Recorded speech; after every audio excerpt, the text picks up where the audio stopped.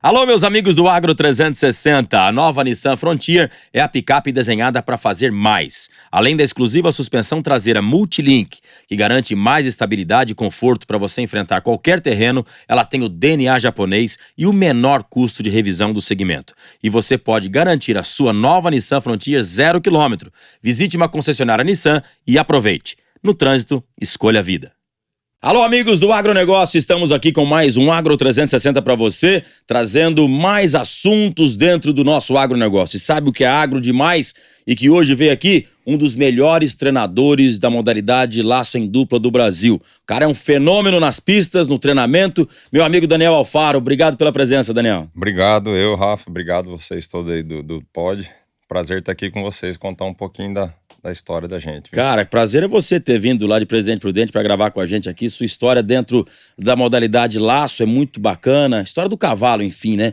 É muito bacana. Mas como começa, Daniel Alfaro, nessa história dentro do cavalo quarto de milha? Ô, Rafa, o cavalo, assim, eu comecei no laço por causa do cavalo, né? Eu acho que todo mundo que entra num esporte equestre aí, o cara não fala assim, eu vou fazer um hipismo, eu vou laçar, eu vou fazer ransorte. Não, ele fala, eu vou andar a cavalo, né? Ele Verdade. começa, ele fala, eu quero andar a cavalo, e daí começa. Você pegou um ponto muito bacana aqui agora, que eu nunca tinha raciocinado isso. O cavalo tá em primeiro lugar, depois tá o esporte, né? Depois tá, porque pra você fazer o esporte equestre, tem que gostar de cavalo, né? Então, a gente andava a cavalo. Meu tio tinha uma propriedade, tem ainda, lá em Presidente Prudente. Você mora lá em Prudente? Moro lá. E meu pai sempre gostou, mas era tropa sem raça, cavalo de lida mesmo, entendeu? Cavalo de passeio e tal, e a gente sempre andava. Eu parti pro laço, desde o começo desde criança eu quis laçar pé. Eu quis laçar pé, team rope, por causa dos rodeios de campeões. Você lembra na época que tinha os rodeios de campeões, né? Lembro. E tal. E meu pai levou a gente lá pra ver o rodeio. Vamos dar uma passada para quem tá em casa e por vezes pode não conhecer as modalidades, né? A gente vem aí numa bateria falando bastante de quarto de milha. Aliás, eu quero falar que nós vamos ter outras raças para falar também, não é só quarto de milha, mas a gente fala dessa raça que a gente tem uma afinidade aí por estar participando. Das modalidades do quarto de milha que vão pro rodeio, né? Temos o Bulldog, que é aquela que desce sem nada na mão, pega no chifre do boi e tem que imobilizar o boi no menor tempo possível. A outra é o laço individual, o cara laça sozinho um bezerro no pasto, simulando ali a atividade de você curar um umbigo, alguma situação com um bezerro no pasto. E o laço em dupla, que é aquela modalidade onde dois vão laçar para imobilizar, para curar também, para qualquer coisa. Isso foi trazido para um esporte, para o cronômetro, e você se apaixonou pelo laço em dupla. Pelo laço em dupla. Você pegou a época do Testa, daquela... Eu peguei até assim, já que você falou do Testa, o Testa ele era muito amigo do meu pai, sabe? Verdade. A Lisiane, muito, assim, a gente frequentava a mesma igreja ali em Presidente Prudente, então tinha uma amizade muito grande. E eu mas assim, não fui influenciado pelo Testa, foi realmente pelos rodeios. Meu pai me levava na exposição, tinha as provas de laço na exposição e no rodeio de campeões. E quando eu vi o laço, na época era o Ded, era o Rubinho, Vandinho, o Adriano era menino ainda, mas já estava competindo na federação. E eu falei, não, eu quero ser aquele ali que joga a corda no pé. Desde menino eu quis ser aquilo lá. Sem nunca ter participado da modalidade. Sem nunca ter pegado numa corda na mão. Só gostava muito de montar cavalo. Aí fiquei aquilo em cima do meu pai. Não, eu quero laçar e tal. Aí meu pai comentou com o Testa, com a Elisiane. Aí o Testa falava, não, eu vou ensinar os meninos a laçar. Meu irmão também montava cavalo. Aí, resumindo, aconteceu, o Testa veio falecer e ficou aquilo meio assim. Mas a Elisiane falou, eu vou ensinar os meninos a laçar. E passou um tempo... O Testa faleceu, acho que foi o quê? 96, 7, alguma coisa assim. Foi no rodeio de Jaguariúna, né? Eu tava narrando. Eu tava na hora que ele passou mal ali, eu tava dentro da arena lá. Então, e eu fiz curso com ele, sabia? Olha que legal. Em 92 eu fiz um curso com ele de laço. Então, e daí nessa época, assim... Aí a Elisiane, que ficou sozinha, coitada. O Testinha era que tinha 4 anos, né? E assim, eu tive vários professores aí, eu não posso nem falar o nome de cada um que vai ficar... Mas quem me pôs uma corda na minha mão, falou assim, você vai fazer assim, a corda passa lá, foi a Elisiane, que até ela foi lá nessa propriedade do meu tio, que tinha uma pista de laço do lado ali, que até hoje tem, que é do Donizete, eles ainda estão lá movimentando, continua. Eu aprendi lá e eu sempre quis o laço de pé, entendeu? Então eu gostava de cavalo e o esporte, o laço, veio de eu assistindo no rodeio, entendeu? Até eu acho que faz muita falta voltar o esporte equestre, as Todas provas. as modalidades, né? Entendeu? E aí, porque era muito bom. Eu vim assistindo no rodeio. Só que com o tempo, acho que foi bagunçando muito, né? Não faltou organização nas provas, né? Passou uma fase complicada de proteção dos animais, que as pessoas começaram com umas narrativas aí complicadas e tudo mais, acho que foi... Mas eu também sou dessa bandeira. Inclusive tem um grupo aí que em breve tá querendo lançar alguma coisa bacana de volta pros rodeios uma aí. coisa organizada, alguns lugares, né? Divinópolis, Minas Gerais, hoje é o maior rodeio completo, teve agora recentemente, é. né? Que ainda tem as modalidades de laço. Agora, quando você tinha esse sonho, você pensava, vou viver disso ou não? Não tinha essa pretensão, vou viver do cavalo, O Rafa, é assim, ó, eu achava, depois que eu entrei no laço, que eu fiz aquele primeiro curso, e o laço, assim, é um esporte que é complicado, não é assim, você entra e você já sai bom, é difícil, você não tem que aprender a laçar, você tem que aprender a montar, você tem que, várias coisas, entendeu? Então, assim, eu tinha um sonho de viver fazendo isso daí, tá? Só que eu sabia que ia ser difícil, porque a gente sempre escutava assim, as provas não dão dinheiro, é muito caro, é um esporte muito caro, porque vem muita traia importada e tal, então não vai dar. O pessoal falava muito pra gente assim, você vai ser peão, e dava risada, sabe? Você vai ser peão, não, você tem que estudar e tal. Só que o que mais vamos falar, que eu achava bonito era o povo, assim, cada dia tava num lugar, sabe? Eu achava aquilo bonito demais. Eu falava, olha, rapaz, esse cara tá aqui hoje, amanhã ele põe uns cavalos dentro de um trailer dele, soma, ele tá lá do outro lado do Brasil, e de lá ele já vai pra outra competição. Daí eu falava, rapaz, eu quero isso aí, eu quero rodando pra todo lado e tal. Mas, assim, nunca eu imaginei que eu ia chegar... vamos falar, hoje no Brasil acho que não tem 15 profissionais 7 boi, né? Eu nunca imaginei que eu ia chegar nesse ponto. Isso aí eu tive sorte, Deus me ajudou, e também eu tive muita companhia boa que andou comigo, que me ajudou a chegar onde eu cheguei. Mas, assim, eu pensava assim, não preciso ser muito bom nisso aqui, não. Se eu só puder ter meu trailer, minha caminhonete, meu cavalo, e eu poder viajar 2, 3 vezes por mês aí, rodar aí atrás de prova, de rodeio, tô satisfeito, entendeu? Então eu gostava demais disso daí, desse movimento de rodeio, do pessoal dos acampamentos ali de rodeio, na época que vocês... Da federação, né? Pô, eu não cheguei a correr a federação, mas eu gostava demais. Aquilo foi uma fase realmente que acho que trouxe muitos sonhos pra muitos caras como você tá aqui agora. Ó, né? Você vai lembrar, hoje... Por exemplo, eu tava em Brasília esse fim de semana numa prova, eu lacei o boi da final, eu nem vi minha laçada, já chegava no meu celular vídeo da minha laçada e o pessoal falando parabéns, tal. Na época que eu comecei, você vai lembrar disso aí, você vai me corrigir até se eu falar, tinha um programa de sexta-feira que chamava Rodeio. Rodeio, onde que era mesmo? Esse programa era apresentado pela finada Zita, lembra? Que era Zita, depois acho que teve uma época que Amanda Françoso apresentou, mas eu acho que não sei se foi na CMT, né, que era Country Music Television, lembra desse? Eu acho que era na CMT. E tinha esse programa, então tinham os rodeios da federação e a gente vinha saber quem foi os campeões na sexta-feira nesse programa. Ou a gente tinha que pegar o telefone, conhecer alguém que tava lá, ligar pelo telefone fixo. Que era caro uma ligação interurbana, Pô, né? não tinha isso daí, então... A gente, na sexta-feira, a gente juntava a molecada lá, vamos assistir, vai começar o programa. Aí passava lá, o campeão do... Eu lembro até a abertura, era uma música do Alan Jackson, a abertura desse programa. Olha como é que... Era legal que demais. Que nostalgia. Pois é. E daí a gente assistia, entendeu? Esse programa, o Paulo Pimenta foi o campeão do Bulldog, o Carlão Porto. Então, o Adriano ganhou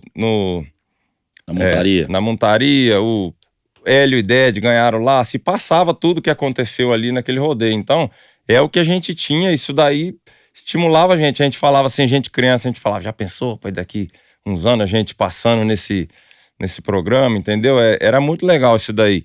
E assim, hoje a tecnologia é muito boa, né? Claro. Tem que usar a favor, Mas eu vim dessa época daí, que não tinha tanta informação. E era muito bacana que você tinha ali. Primeiro começou com Prudente, Goiânia, Jaguariúna Paulo de Faria, Não, os primeiros eram só 4. Certo. Era Barretos, Americana, Jaguariúna e Prudente. Uhum. Depois que foi abrindo para Paulo de Faria, Adamantina, enfim, abriu para várias cidades do Brasil e levava todas as modalidades que compõem o rodeio completo. Era muito bacana mesmo. A gente acompanhava, a gente era criança, a gente fazia a federação nossa do Pebinha, cara.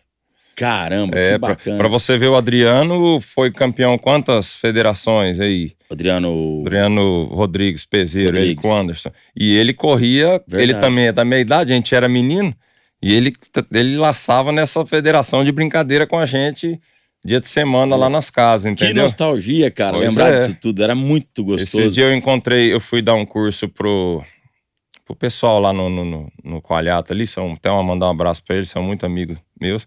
E o Carlão Porto tava lá, falei, pô, eu sou fã seu, cara, não é você que é. Porque eu assistia lá, você fazendo Bulldog lá, às vezes que você ganhou.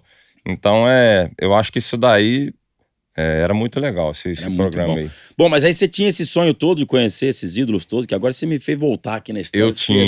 Eu tinha, e até hoje são... Tá, mas você falava, eu quero viajar um pouco, né? Mas você não pensava, vou ter um centro de treinamento, você... Não. Porque você mencionou agora, né? São poucos laçadores que são 7 boi. O que é 7 boi? É o nível máximo do laço da sua qualificação dentro de um handicap dos laçadores. Você não imaginava chegar nesse ponto? Você via aqueles caras... Como é que era pra esse menino lá, o Daniel Alfaro, moleque? Eu não imaginava. Eu não sabia como que eles se sustentavam. Pra gente, era só prêmio de prova.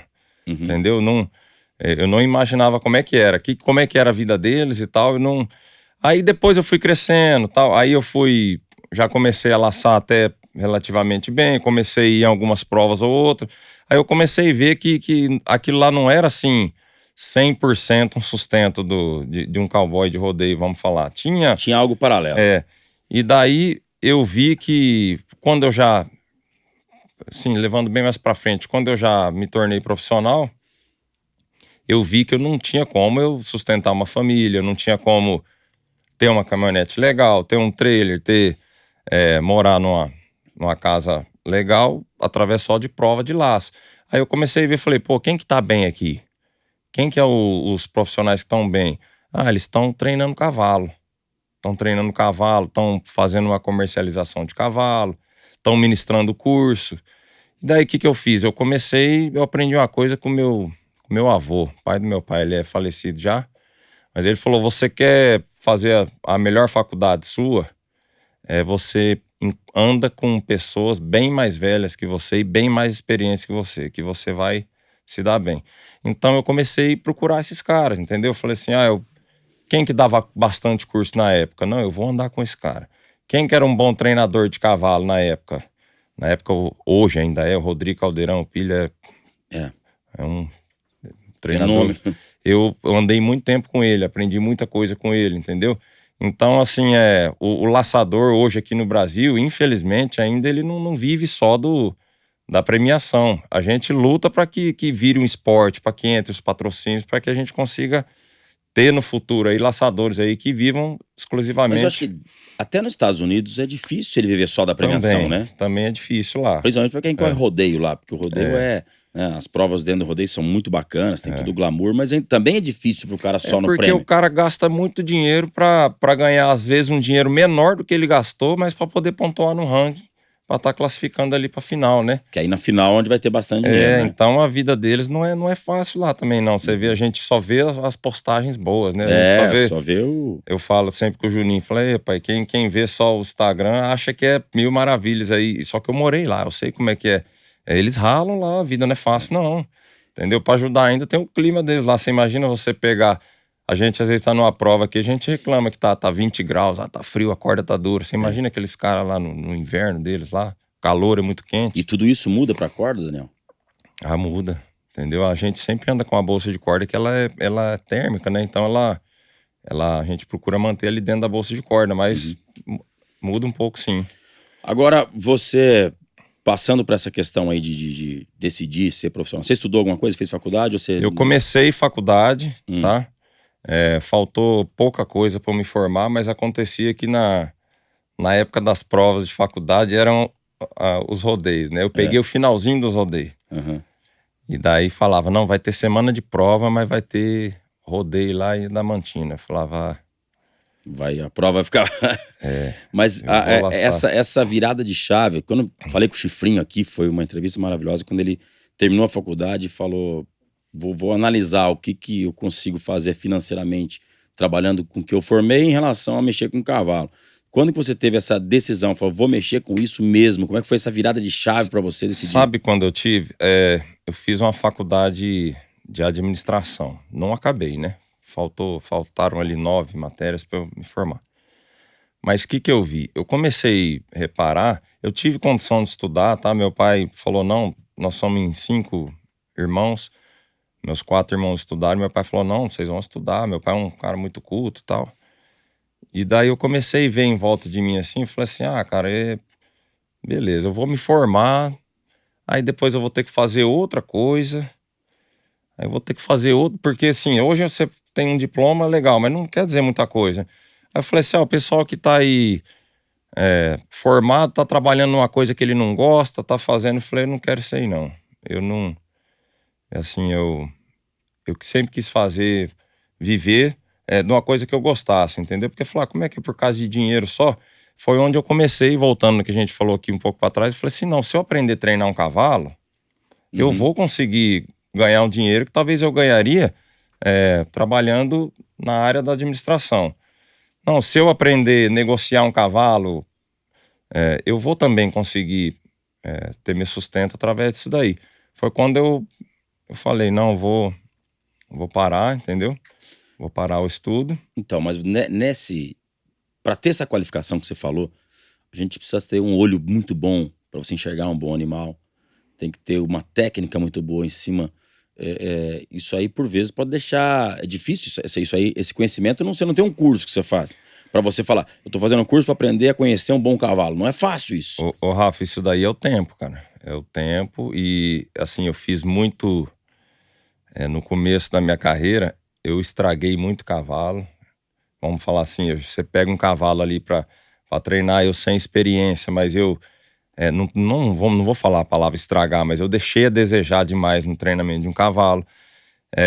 Mas você consegue sentir isso hoje? Você falar, se eu pudesse voltar no tempo, aquele cavalo X, demais. Eu voltaria nele hoje, penso ele muito tinha potencial? Daí. Tem muito cavalo que a gente treinou no começo da carreira que eu falo, putz, se eu tivesse feito o que eu faço hoje com aquele cavalo, porque esse negócio de treinamento de cavalo, cara, você vê o Chifrinho, que é o cara, ele tava fazendo curso com o Jango esses dias aqui, entendeu? Eu vou sempre, tô trocando ideia com ele, a gente morre aprendendo, é igual hoje o iPhone é o 12, amanhã tem o 13, depois... 15, 20, entendeu? Então, o que eu procuro fazer? Se eu tô demorando 30 dias pro meu cavalo fazer esse exercício, e você tá fazendo já em 15, ô Rafa, o que você tá fazendo aí? Posso ir na sua casa aí montar com você?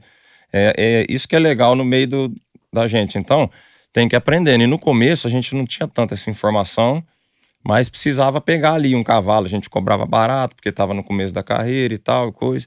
E então, assim, a gente passou bastante perrengue. Não tinha cavalo para montar, então o preço que o cara falava, eu pago tanto, se você quiser pegar, pega, entendeu, gente? Não, na necessidade você tinha que pegar. Aí tinha aquele cavalo que passou em todos os treinadores bons, que já estavam em nível de não falar, não, esse aqui a gente não pega. Falou, ninguém quis pegar esse cavalo. Falei, não, mas eu vou pegar, fazer o quê? Ninguém deu conta dele, talvez eu também não dê. Né? Mas eu tenho que pegar, porque eu preciso dessa renda. Então, assim, foi difícil. E outra, não é coisa de 1 ano, 2 anos, 3 anos, não. Pra você ver, eu comecei, se você falar de número, eu comecei a treinar cavalo aí com 18 anos. Pra eu te falar que eu era um treinador, assim, mais ou menos, assim, lá pra depois dos meus 25, 26 anos. Então, e ainda não sou bom, eu tô aprendendo, tô buscando aprender, entendeu? E é difícil, é tempo. Então, você falou você usou o termo estragou, vamos dizer, deixou a desejar. Deixei a desejar. Em alguns animais lá atrás, como você falou, olhar para trás e ver a coisa poderia ter sido diferente. Tô falando aí, você falou mais ou menos 7 anos até você se consagrar um cara para ter uma agenda de clientes bons e tudo mais, né? O meu primeiro ponto do futuro, que eu fui bem, que eu levei, assim, pra mim eu ganhei primeiro lugar, porque eu fiquei em terceiro no ponto futuro aberto, mas eu perdi pro Chifrinho e pro J.D. Yates, então eu falei, eu tô em primeiro, né? Tá em primeiro, é. E daí, dali, eu vi, foi bom pra mim, porque eu falei, pô, eu tenho potencial pra competir com esses caras aqui, Uhum. e o mercado também vê isso daí e fala, ó, aquele menino lá não Certo. fez feio lá não, entendeu? Então, Uhum. sim, se os outros tiver cheio, nós vamos mandar pra aquele menino lá. E é assim, entendeu? Aí é quando começa você deslanchar, porque o Chifrinho sempre falou uma coisa pra mim, ele falava assim, ó, se você não tiver cavalo bom, você não vai ganhar. Se eu não tiver cavalo bom aqui, eu não vou ganhar, entendeu? E o negócio começa a andar pra gente quando você começa a pegar um certo conhecimento, um certo nome, e o pessoal que tem a tropa boa começa a te procurar, Uhum. certo? Então, mas essa eu acho que é a grande dificuldade, talvez seja, não sei, quem tá começando a ser treinador hoje. Essa é a dificuldade. Você vai Porque ter o cara que tem tropa boa não vai desperdiçar essa tropa num cara que ainda não tá conhecido. Exatamente. Só que acontece, não vamos falar tropa ruim, vamos falar numa tropa mais limitada. Uhum. Eu acho assim, você pega hoje os melhores treinadores aí. Você acha que se você der um cavalo com milhares aí de problemas aí, traumas e coisas, eles não vão dar conta? Eles vão dar conta. Só que hoje já tá num nível que não precisa mais de pegar esse animal. Uhum. A gente é 100% honesto com, pelo menos eu, o pessoal que a gente conversa. O cliente mandou um cavalo lá pra gente e falou assim, ó, você mandou um cavalo pra mim, falou, Rafa, seu cavalo, você fala, eu quero que você treine esse cavalo de pé. Falou, Rafa, seu cavalo, eu montei nele aqui 30 dias, seu cavalo não tem aptidão pra pôr no pé, Uhum. tá? Vamos tentar ele na cabeça, vamos tentar. Pode acontecer também de eu falar, Rafa, seu cavalo não compensa você investir nele. Você não quer levar ele pra fazenda, pra deixar.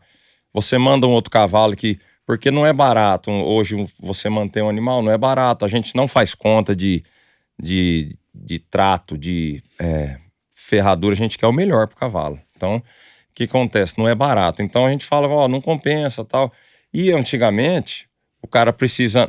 Antigamente não, no começo da carreira, o cara não nega o serviço, não. Ele pega. Então, se você falar assim, esses treinadores hoje top, esses caras que estão no top, eles pegam só cavalo bom. Eles pegaram muita bucha. Já pegaram, né? Pegaram muito e dão conta se pegar de novo, mas não, hoje não estão. Só que um cavalo mais, né, o cavalo bucha, vamos chamar assim, Uhum. ele leva mais tempo. Ele leva E muito aí, mais tempo. O proprietário vai gastar dinheiro Vai gastar. excessivamente e vai estar deixando a desejar, porque tem uma linha de cavalo pra vir atrás, né? Tem muito. Pra você ver, hoje o Brasil tem a tropa hoje que a gente tem aqui do quarto de milha no Brasil aqui, né, não tem nem que falar de qualidade. E hoje tem muito. Você vê, você vai num leilão, tá fácil você ir lá comprar um animal bom. Hoje o leilão tá vendendo muita coisa boa. Então você vai lá e compra um potro. Esse aqui não deu certo, vamos tentar esse aqui com outra coisa e vamos partir para outro projeto, entendeu? Então não tem hoje assim, vamos falar assim, um cavalo. E eu acho assim, a linhagem, ela é muito boa. Ajuda demais. A chance de você se dar bem comprando um cavalo da linhagem que tá ganhando é grande, mas não é receita de bolo. Eu vou comprar um filho da melhor égua com o melhor cavalo e vou mandar pro melhor treinador. Não quer dizer que ele vai ser. Não é conta exata. Não quer dizer que ele vai ser o melhor cavalo. Se fosse assim, o preço de cavalo hoje ia ser por peso, vamos falar, ou por tempo de treinamento, entendeu? O que diferencia hoje? Existe um cavalo bem muito valorizado e um menos valorizado. Às vezes um que não é nem tanto uma linhagem tão boa, ele é muito valorizado. O indivíduo, ele foi um indivíduo diferente dos outros, entendeu? Uhum. Então a linhagem ajuda muito. Eu acho que assim, a linhagem que a gente tem é muito boa, mas não é uma receita de bolo. Melhor cavalo, melhor pai, melhor mãe, melhor treinador vai ser o melhor cavalo. Mas, Daniel, às vezes eu falo nos leilões que eu tô fazendo aí de quarto de milha, eu falo por minha conta e risco, eu falo assim, eu acho que nós temos os melhores treinadores do mundo aqui no Brasil. Eu acho, é a minha opinião. Por quê? Você vê o tanto de tempo que já existe os cavalos bons nos Estados Unidos e tão pouco tempo que nós temos os bons cavalos, as boas linhagens aqui no Brasil. e os nossos animais estão fazendo sucesso lá. Já visto, tem gente levando cavalo treinado para lá, tem os treinadores brasileiros estão indo para lá e fazendo sucesso. Nós podemos dizer isso, na sua opinião? Com certeza, eu sempre falei isso também. Os melhores treinadores do mundo. E é estranho a gente falar isso, soa como uma arrogância, mas não é. Não porque você vê, a pátria mãe do cavalo quarta-milha é os Estados Unidos, mas nós estamos fazendo um sucesso que... Eu acho assim, você pega, se fosse assim, como se fosse daqui ali na esquina, embarca aí os 10 melhores cavalos de laço, de cabeça, pé, bezerro, embarca eles aqui com os treinadores deles e desembarca lá no Mundial lá. Uhum. Pra fazer um teste. Se fosse Claro, se fosse assim, você ia ver se os brasileiros não destacariam também lá no meio dos caras. Tem muito cara bom lá também, os caras. Muito. Mas os daqui não estão pra trás. Não, né? Tá? Não é o forte meu técnica, sabe? Eu não... Mas eu assisto, eu gosto de ver. E eu falo, esses dias eu comentando com os meninos, falei, pô, vocês cavalos de vocês trabalham mais que os cavalos dos caras, vocês têm que ir pra lá, né? Mas é que lá é o berço, né? Lá, você vê, o cara ganhou lá é mundial, né? Por que a gente ganha aqui? Por que então quem ganhou o Congresso Nacional aqui não pode falar que ele é campeão mundial? Até hoje eu não entendi muito isso daí. Mas lá é o berço dos caras, então, né? A gente acompanha, mas os treinadores daqui, eu acho que tem os melhores estão aqui também, eu acho. E o que você acha, na sua opinião, de ter tanta gente boa aqui? É só talento, esforço? O que o brasileiro tem que você ver? Recentemente, agora o campeão mundial de montar em touros brasileiro lá, o Rafael de Brito, né? Temos lá grandes brasileiros brilhando em rédeas, em apartação, no laço, como ele tá falando aqui. Mas o que você acha que o brasileiro tem de tão especial? Eu acho assim, o brasileiro, ele é competitivo demais, entendeu? Ele entra num negócio, ele fala, não, isso aqui vou fazer bem feito. E eu acho que por o brasileiro não ser o berço da origem da coisa? Do laço, do esporte equestre, ele tem a humildade de buscar informação fora. Então a gente tem um respeito muito grande com os treinadores de fora, com o Cole Davis, quando veio pra cá, eu fui lá fazer o curso dele, ano retrasado, eu fui o primeiro a me inscrever. Os caras falaram, Daniel, mas você dá curso aqui, você é 7 boi. Eu falei, não, eu vou lá, o cara... Você acha que eu não tenho uma coisa pra aprender com ele, entendeu? E aprendeu? Aprendi demais. Então, o que acontece? Eu acho que o brasileiro tem essa humildade de tá sempre buscando informação. Não é assim, você pega hoje igual eu acabei de falar pra vocês, o Rafael tá fazendo curso lá. E ele é o cara aí da técnica, entendeu? A gente não tem essa vergonha de falar assim, não, eu sou... Acabou aqui, o que eu sei, não tem nada mais pra aprender. O brasileiro tá sempre buscando, tá sempre fazendo curso, tá sempre acrescentando, né? Então, e não entra pra brincadeira, né? É competitivo demais. Você vê os brasileiros lá montando em touro, laçando, fazendo tudo lá, tá arrebentando. Entendeu? Esses dias, não sei quem que gravou um podcast aqui com vocês, falando sobre o agro. Brasileiro não entra pra fazer uma roça mal feita, não. Não. Entendeu? É maquinário que tiver de última geração, ele vai pôr dentro da fazenda. Então, eu acho que tornando aí pro laço é a mesma coisa. O cara busca informação, entendeu? Busca, e a tecnologia hoje tá aqui. Você vê as cordas hoje, antigamente não tinha muito, né? Era Classic, era corda da Professional Choice, tinha que trazer coisa importada. Hoje a gente tem tudo aqui. Tem muito fácil. Fabricante aqui. Tem muito fabricante, a importação é fácil. Então, a gente tem tudo aqui. Você não acha também que essa é uma virada de chave quando o pessoal do laço definiu que vamos partir para uma genética específica, as coisas melhoraram também? Porque a gente pegava, o laço tinha todas as linhagens misturadas, né? Faz o quê? Faz pouco tempo que as linhagens realmente se definem. Velocidade para um lado, rédeas para cá, apartação para lá. Houve essa virada de chave também no Brasil, não teve? Teve, eu acho que ainda tá virando essa chave, vamos falar. Eu acho que ainda não virou 100% ainda? Eu acho que ainda não. Eu acho que no Brasil não tem assim ainda, o cara fala assim, essa é a linhagem do laço. Porque várias linhagens deram bom no laço, entendeu? Então eu acho que ainda vai chegar ainda um tempo e falar assim, não, você quer um cavalo de laço, igual é na rédeas, igual é na apartação, no tambor, eu acho que vai chegar isso aí ainda, porque estão começando a importar aí os cavalos que já estão começando, não, já importaram muito, já que ganharam o laço lá, o Team Hope, né? Mas Tem muito. Eu acho que o brasileiro, tá? Eu tô falando isso aí, às vezes até alguém vai discordar comigo, mas a minha opinião. Tem cavalo que a gente vê, a linhagem de cavalo, que a gente vê que estourou, que ganhou tudo. Mas você olha a idade dos cavalos, são cavalos com 6, 7 anos, certo? E eu acho que o brasileiro tem muita pressa no animal. Ele quer que traz um cavalo que doma e pro ponto do futuro. Então, vários cavalos perderam o ponto futuro que não chegaram bem no ponto futuro e o criador fala, esse aqui não... Entendeu? E mais lapidado poderia ter se tornado outra coisa. E depois ele vira um cavalo um pouco mais tardio, uma liagem um pouco mais tardia, para você ver. Se você pegar um animal fechado numa apartação, fechado... Às vezes ele tem ali mais habilidade, entendeu?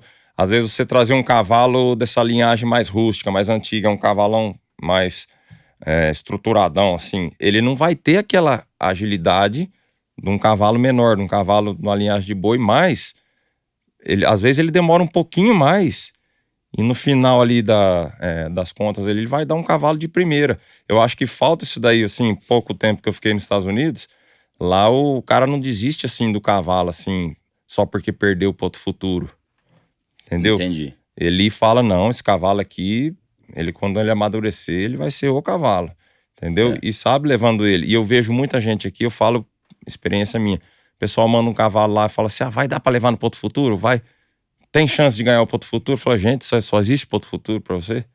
Não tem um derby, não tem uma júnior, uma sênior, não tem uma ITR, não tem uma prova fora aí? Não, tem, entendeu? E às vezes o cara pede pra acelerar e eu falo, não. Se tornou uma coqueluche de você querer só o ponto futuro, entendeu? Mas tem muita coisa por trás. E tem certas linhagens que vai demorar um pouquinho mais, mas no final ali você vai ter um cavalo para a vida toda. Uhum. Então eu acho que tá caminhando para achar essa linhagem, certo? Você pega aí a tropa ali que tá vindo para cá, os campeões mundiais de laço, estão dando já muitos campeões aqui.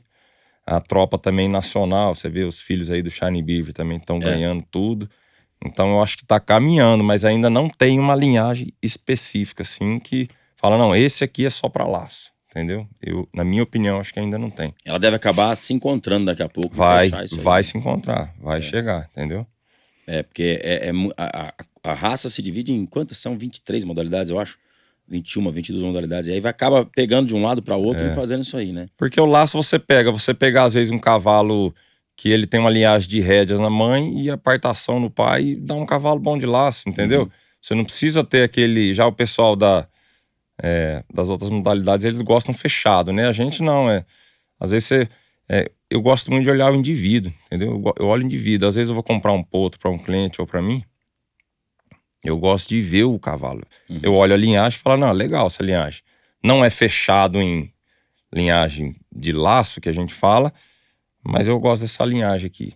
Solta esse cavalo aí, deixa eu ver ele correndo um pouco, o cavalo correndo no piquete para você ver a reação dele, você vê o temperamento. Eu gosto de ver o indivíduo. Uhum. Eu acho que é o que a maioria dos treinadores aí fazem hoje, né? Na hora de assessorar, igual os leilões que você vê hoje, os assessores de leilão, os caras são profissional, é pessoal que entende, não vai pôr o cliente numa fria, né?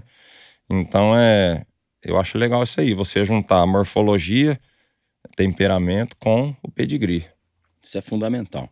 Daniel, você tinha falado para mim que você esteve nos Estados Unidos, mas você não precisou ir para os Estados Unidos, não que isso seja um defeito de alguém, mas você não foi para os Estados Unidos para aprender, você aprendeu tudo aqui no Brasil? Aprendi tudo aqui, Rafa. Tudo aqui eu aprendi. Quando eu fui para lá quando eu era menino, sim, fiquei um pouco lá, mas eu não mexi com laço lá. Uhum. Já laçava aqui no Brasil, mas não mexi com laço, vim para cá. Quando eu fui para lá, agora em 2019 de novo, eu já era handicap 7 aqui, então 100% da minha evolução no laço foi no Brasil. Uhum. Lógico, algumas informações e tal, e cursos online, mas tudo a gente aprendeu aqui. A base vem de lá, não tem como tirar isso, né, Daniel? Agora, você não foi pra lá pra fazer curso, fez aqui tudo aqui? Fiz aqui, não fui pra fazer. Se tivesse oportunidade, às vezes eu faria. Mas em 2019 agora, o Marcão me chamou pra ir. Marcão Alegria? Alegria. Aí fui eu, ele, o Júnior, ficamos lá, corremos bastante provas, sabe? Foi bem? Fui bem, eu corri 8 provas e eu consegui ganhar 3 provas, tá?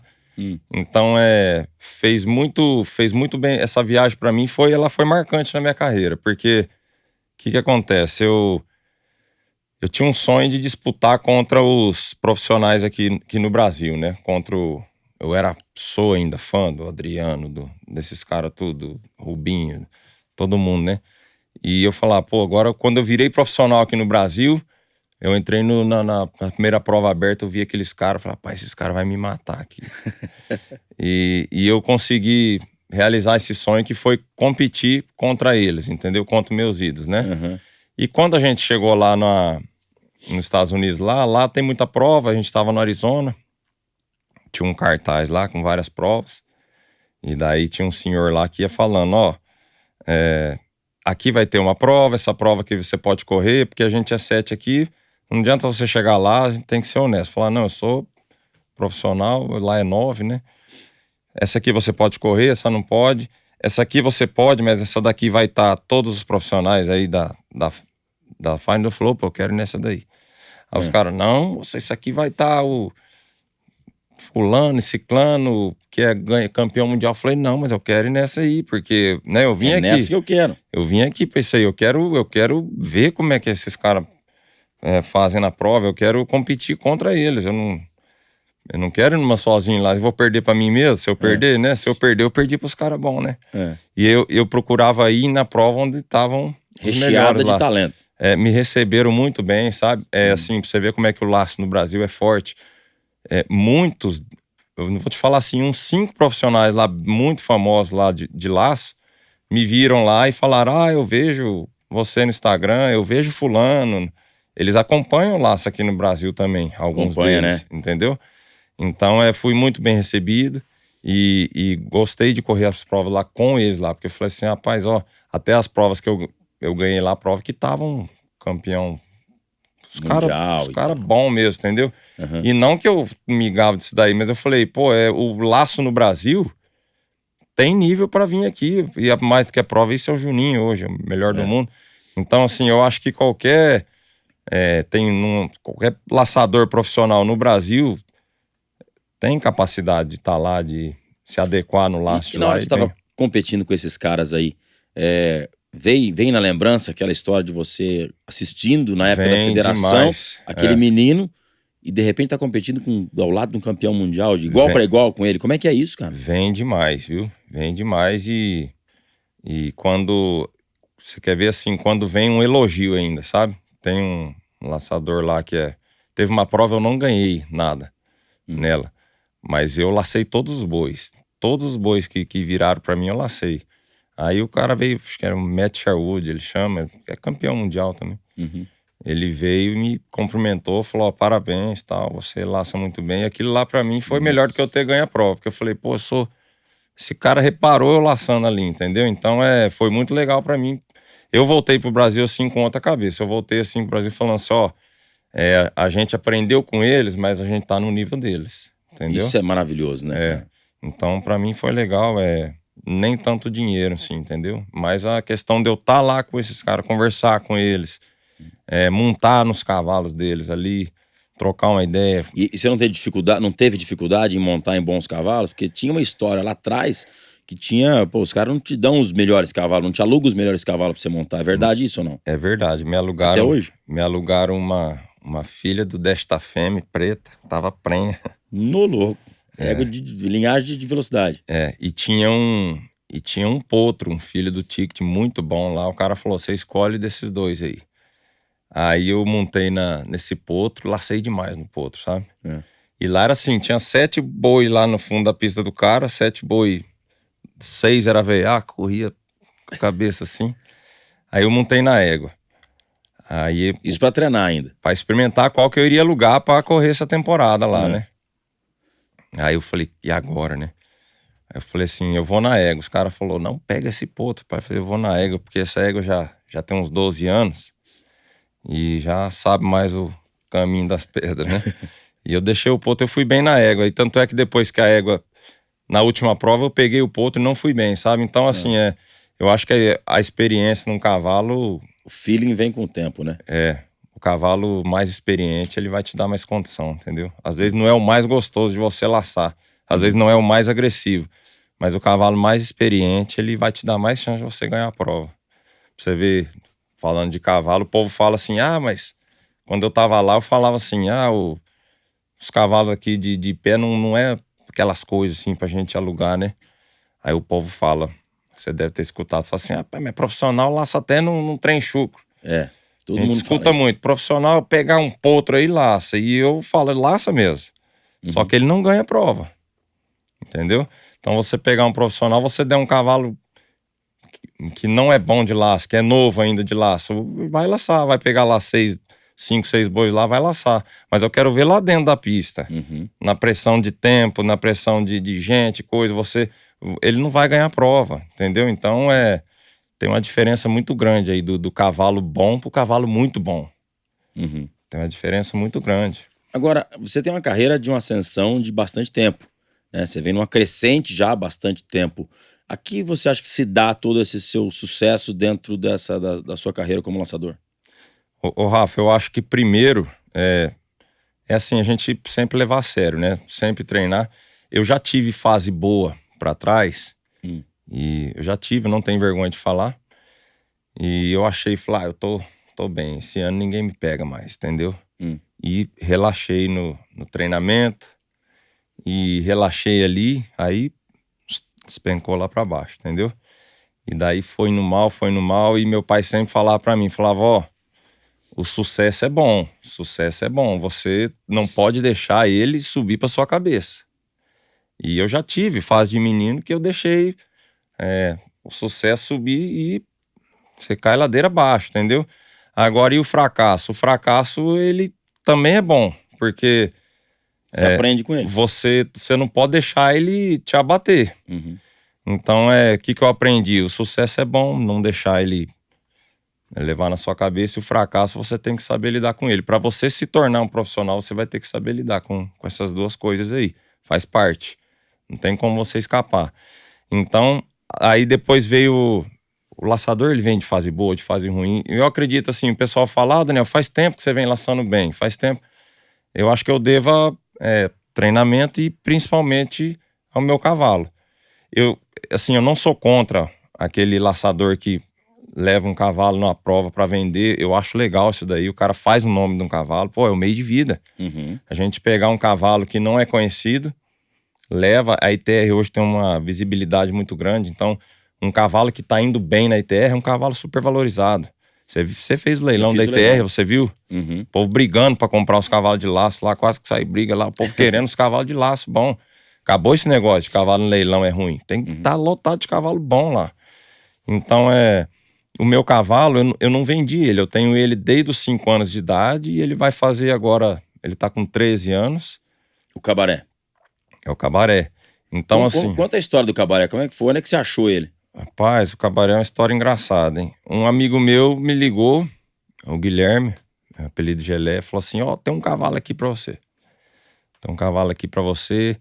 E o cavalo tava no Agrovila, né? São assentamentos de chácaras que é um programa de governo, não sei como é que é. Cada um lá compra com subsídio do governo, compra um pedaço de terra, o governo financia um dinheiro lá. E eles trabalham nessa terra. O pessoal é trabalhador, não é sem terra, não.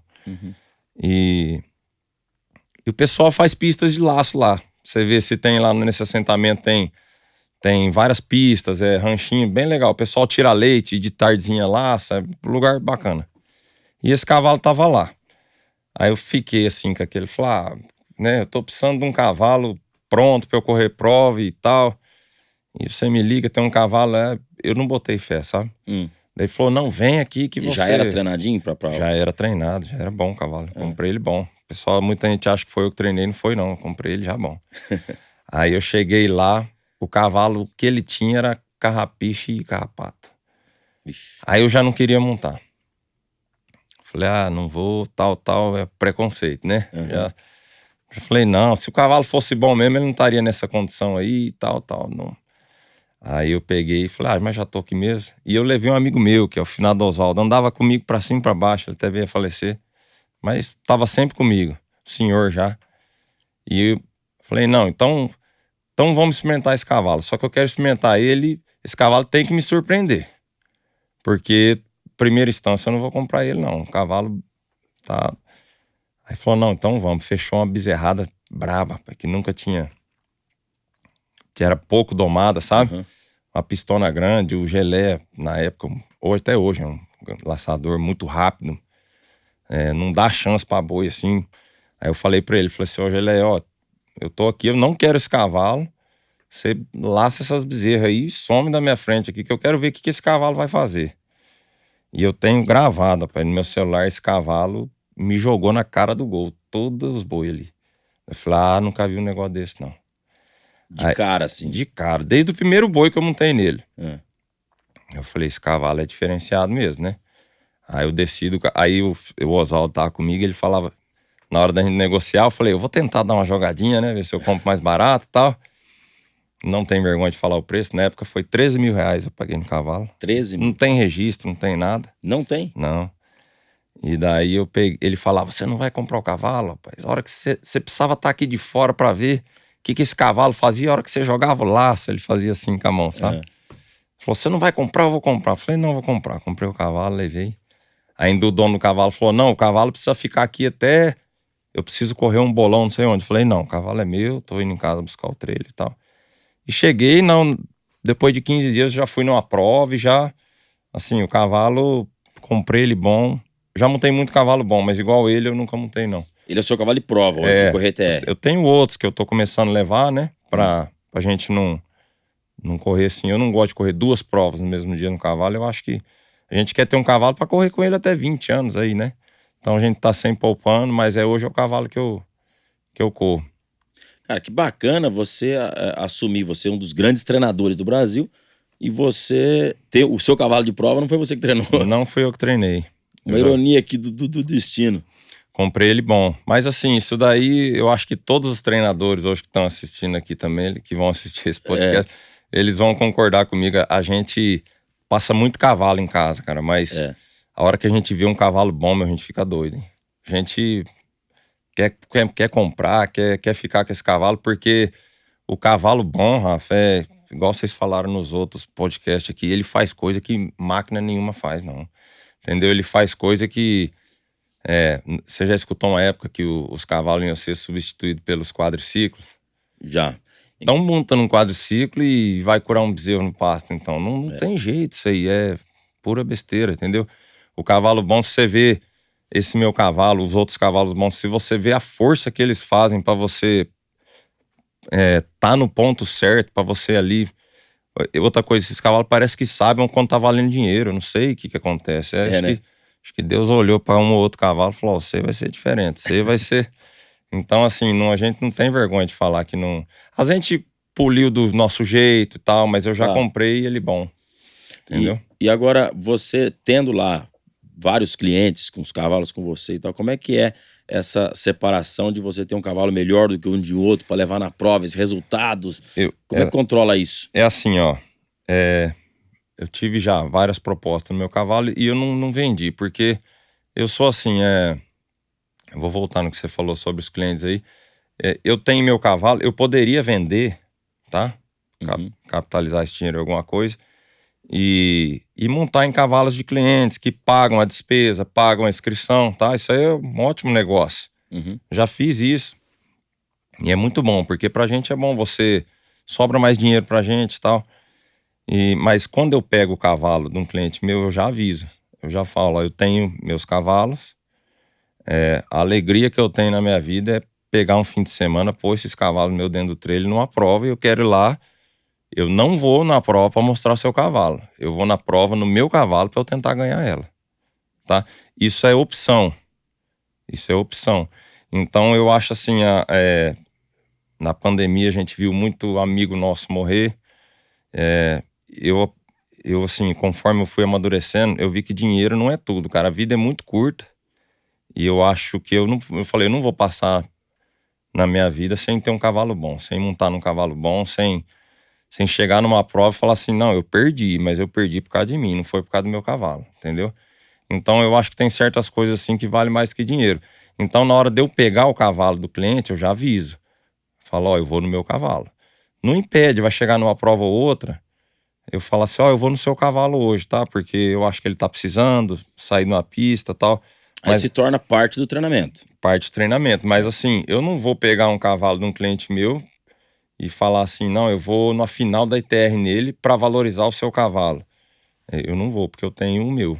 Agora Cara, amanhã eu isso posso não ter mais ele e precisar ir no outro. precisar, entendeu? Mas eu sou bem claro com os clientes. Cara, você me contando isso agora me mostra que a paixão pelo esporte, ela tá muito além de tudo, de treinamento, porque volto aqui, aquele menino, aquele moleque que sonhava vendo os grandes laçadores lá na televisão, hoje você não abre mão de laçar no seu cavalo, isso aí é muito bonito, Eu cara. não abro mão, porque eu sei o nome dos Só que cavalos. você fala isso, tem cliente seu querendo É. ser, algum provável cliente seu agora, vai estar sabendo que na prova você vai correr no seu. Isso, ele sabe, entendeu? Porque na época que eu tinha os meus ídolos aí do laço, eu sabia o nome dos cavalos deles. E eles, sempre que eu assistia, eles estavam naqueles cavalos, entendeu? Uhum. Eles estavam naqueles cavalos. Então, a gente, quando era criança, a gente brincava. Ah, eu tô montada no jet. Ah, eu tô montada no... O jet era de quem? Era do Do Ded? DED. Do Ded. Então, o que que acontece? Hoje, igual a gente tava conversando ali à tarde, ali, vários lugares eu vou. Eu tava em Brasília esse fim de semana. E o pessoal vem, você que é o Daniel Alfaro? Opa, eu sou. Cadê o cabaré? Eu quero tirar uma foto com ele. Entendeu? O pessoal fala assim, eu vou... O rapaz me liga e falou, vou mandar meu filho aí na sua casa, fica uma semana aí. Mas ele pode correr no cabaré? Fala, lógico que pode, vem aqui, monta. Você libera para as pessoas? Libera, o cavalo tá lá. Quem for em casa e quiser montar nele, e for amigo meu, fala, monta, pode correr no cavalo. Entendeu? Em prova não, em prova ele é Não, só. prova não. Prova é você. Em casa, quer treinar, eu fecho lá 2, 3 bozinhos, eles correm. Então, eu fico contente de ver que não me custa nada e eu tô realizando um sonho de uma criança ali. Entendeu? Que bacana, cara. Eu fico contente. Eles falam, tio, eu errei esse, pode ir outra. Pro meu pai conseguir pegar o vídeo, fala, não, pode ir. Falo, faz isso que você vai acertar, entendeu? Aí eles pegam, vão lá. Se aquilo ali, você já imagina, não aconteceu comigo. Não, eu nunca, quando eu era criança, não montava, não tinha essa liberdade, interação. talvez. Mas então, assim, eu acho que o cavalo, o cabaré, diretamente ou indiretamente, ele me ajudou a construir meu rancho, entendeu? Querendo ou não, ele é um ponto turístico ali de casa ali. Eu tenho muito carinho com ele, eu não sei se eu teria coragem, não, de vender. A gente não pode falar que não, mas hoje eu não... Ah, mas só nesse papo aqui eu sinto que ele não vai sair de lá até ele partir por conta própria, né? Porque assim, o cavalo tem muita gente que fala assim, eu tenho um cavalo bom aqui em casa. Vem aqui que eu tenho um cavalo bom igual o cabaré. Mas assim, a gente não desfaz da pessoa, não faz isso. Mas é a mesma coisa, eu nunca montei dentro de uma colhedeira de soja para colher, por exemplo. Eu nunca subi. Se você me der a pior delas, eu vou achar boa, né? Uhum. Não é minha praia. Eu nunca dirigi um carro de Fórmula 1. Se você me der um carro de Fórmula 1, o pior deles lá, ele vai correr pra caramba. Eu vou falar, pai, que máquina, né? Então vai eu te acho, encantar, né? eu acho assim que só a gente mesmo, os profissionais aí que estão no topo aí do laço aí, que estão competindo as provas abertas aí, sabem o que é um cavalo que vai te proporcionar ali. E você não acha que existe uma conexão também pessoal de homem e cavalo? De repente que você tem essa conexão com o cabaré que eu não posso ter, o próprio Chifrinho possa não ter, ou não, isso você acha que não existe? Eu acho que existe, mas o cavalo bom, o cavalo que é bom, ele se conecta com qualquer profissional aí, entendeu? Porque se o cavalo for um cavalo assim, se eu falar, Rafa, monta no cabaré aqui, mas tá vendo essa rédea? Faz isso daqui com ele, tá vendo aquilo ali? Não usa espora, viu? Deixa ele no brete, entendeu? Uhum. Não quer dizer que o cavalo é ruim, mas tem alguma coisinha ali. O cavalo bom mesmo, o cara fala, não, topa, monta e laça aí. Mas aqui como é que toca? Não, só monta e laça, entendeu? Deixa que ele faz. Agora, essa conexão de tempo, isso daí tem. Você tá muito tempo com o mesmo cavalo. Isso daí tem sim, porque... O cavalo sente que esse aqui em cima não é o Daniel, esse aqui é outro cara que tá aqui Com em cima. certeza. E o cavalo sente a sua pressão ali. Ele sente a emoção ali do momento ali. O cavalo percebe, entendeu? Uhum. Então isso daí, com o tempo, você pega os laçadores aí que estão... Você pega o Thales Araújo, que tem um cavalo dele que está com 18 anos. E o tanto que ele laça em outros cavalos também. Mas eu tenho certeza que se você... Ele tem cavalo já lá, potros lá, que já são melhores que o cavalo dele. Mas eu tenho certeza, se tiver hoje, falou assim, ó, só tem um boi pra laçar aqui, você vai ganhar 100 mil reais. Ele vai pegar o cavalo de 18 anos, entendeu? Então, assim, quanto tempo que ele vem laçando nesse cavalo? E isso daí, essa ligação tem sim. O cavalo, ele pensa junto com você. O cavalo sabe o que você tá pensando ali. E dentro desses... Quantos anos mexendo no cavalo já, de laço? Ó, que eu vivo mesmo do cavalo desde nos meus 22 anos. Hoje eu tô novinho ainda, né? 38 anos. Tava ensaiando pra falar a idade. Então, mas teve, como você disse aqui, já momentos bons, momentos qual é a maior dificuldade? Qual foi o momento mais difícil da Rafa, sua carreira? teve muito momento difícil, viu? Teve... E todo laçador tem, todo esporte, acho que não é esporte, é todo ramo a pessoa tem. Um empresário, ele tem a fase boa, ele tem a fase ruim, entendeu? Eu acho que o importante é como você vai sair dela. Como você vai sair dessa fase, entendeu? O que você vai usar de aprendizado. Por exemplo, eu errei um boi numa prova. E quantos carros eu perdi errando boi, entendeu? Quantos eu vou errar ainda, sinal que eu tô competindo, se eu tô errando, né? Mas assim, a gente assiste o vídeo da laçada, você errando, você fala, cara, se voltar esse boi aqui 100 vezes, eu laço ele. Mas ele não vai voltar. Não. Entendeu? Ele já foi. E a palavra que você falou, tá falada também, ela não vai voltar. Então, o que eu vou fazer daqui pra frente? O que eu errei aqui? Foi por erro técnico? Entraram na minha cabeça? Eu não tive controle emocional para laçar esse boi, entendeu? Então, o que eu... Hoje nos cursos eu falo muito sobre isso daí, sobre você ter um preparo mental, tá? Porque eu perdi muita prova, talvez a época que eu mais laçava, Rafa, na época aí que eu tinha aí 25, 26 anos, laçava mais coisas, mas eu não tinha o preparo psicológico, não tinha mentalidade para ser um campeão, vamos falar assim, entendeu? Então eu passei várias fases ruins no esporte e, curiosamente, se você conversar com o pessoal do laço aí, o povo falava assim, o Daniel é um puta laçador, laça muito bem, mas ele não tem estrela. Todo mundo falava isso. Falava isso você? Falava. E daí eu ficava com aquilo, né? Falava, o Daniel não... Pai, o Daniel vai numa prova, mas isso não falava por mal, o pessoal não falava por mal. Falava, vai na prova, corre o dia inteiro sem errar boi e ganha em quarto. O cara não tem estrela pra ganhar a prova. E eu, sabe, por um tempo eu deixei aquilo lá, falei assim, quer saber? Tá bom, pelo menos eu... Mas daí teve um dia que eu falei, não, eu tava numa final de um rodeio em Umuarama, eu precisava de um 9 pra ganhar o carro, eu e o Hélio, e eu quis mudar o jeito de eu tá laçando e eu quis correr atrás do boi e errei o boi. Eu falei, daqui pra frente... Você precisa laçar com 9 segundos pra ganhar um carro. E você mudou o quê? Você quis ser mais rápido? Eu quis ser quis garantir. Os 9 segundos. Enquanto a gente tava laçando nas eliminatórias do rodeio, boi de 5. E eu tava pronto pra chegar na final, laçar um boi de 5. Então eu não tive psicológico ali, eu não tive mentalidade de campeão ali. Você quis trilhar um pouquinho mais pra manter. E perdi o ponto. Então dali pra frente foi uma faculdade pra mim. O que eu fiz? Eu fiquei chateado, mas é o que eu te falei, aquele boi não voltou mais. Entendeu? Só que eu falei, não, daqui pra frente eu vou me preparar pra chegar ali na final, eu tá pronto pra ganhar, tal. Foi uma escola pra mim. Então, eu passei vários momentos ruins e tal. E daí o povo falava, o Danielzão não tem estrela, tal, e esse negócio. Mas assim, muita gente também não vê na época que a gente vem de uma família simples. Eu precisava entrar na prova para poder correr a próxima. Entendeu? Eu precisava... Então eu falava assim, se eu arriscar aqui para ganhar a primeira, eu posso errar. Aí provavelmente semana que vem eu não vá na prova. Se eu firmar, eu dar uma trilhada nesse boi aqui, eu vou ganhar um terceiro ou um quarto. Aí eu vou pagar a despesa dessa, eu vou poder ir na próxima prova. Então o pessoal também não via... os bastidores de tudo, né? Disso daí. Mas teve um tempo que eu falei, não, daqui pra frente eu quero ganhar, começar. Porque essa mentalidade, talvez, como você mencionou nessa prova do carro, você tem que... um boi de 9 te dá um carro 0 km ali de prêmio, um boi de 9 segundos. Só que você mudou o seu laço.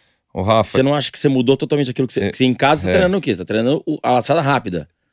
Você não acha que isso a gente treina de todos os jeitos em casa, mas o que eu aprendi, pra mim, tá? Às vezes algum outro profissional tem uma outra linha de pensamento. Eu chego numa prova, eu fecho a melhor média.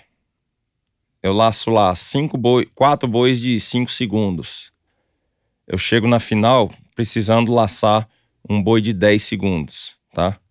Na minha experiência, na minha opinião, a chance de eu errar saindo para laçar um boi de 8, 9 aí, é maior do que se eu sair no mesmo ritmo que eu vinha correndo desde o começo da prova. Fazer um de 5 de novo. Tá? 5, um 6, você não vai sair para arriscar. Mas você vai sair para laçar na toada que você tava desde o começo da prova. Entendeu? Porque, e outro, o seu cavalo também tá esperando aquilo. E então, assim, eu perdi muito deixando de fazer o que eu tava fazendo desde o começo da prova por folga de tempo, entendeu? Então hoje não, hoje deu o ponto, eu falo, não, mas se eu desse mais 2 giros, dava o tempo que eu precisava, mas aqui tá bom, então por que não aqui? Por que não resolver isso aqui? Isso é pra vida, né, cara? Isso não é Entendeu? só pra pista, não, é pra vida. Então assim, eu acho assim, tudo que a gente faz é sob pressão, cara. Eu falo para minhas filhas, né? Eu tenho filha na escola, eu tenho...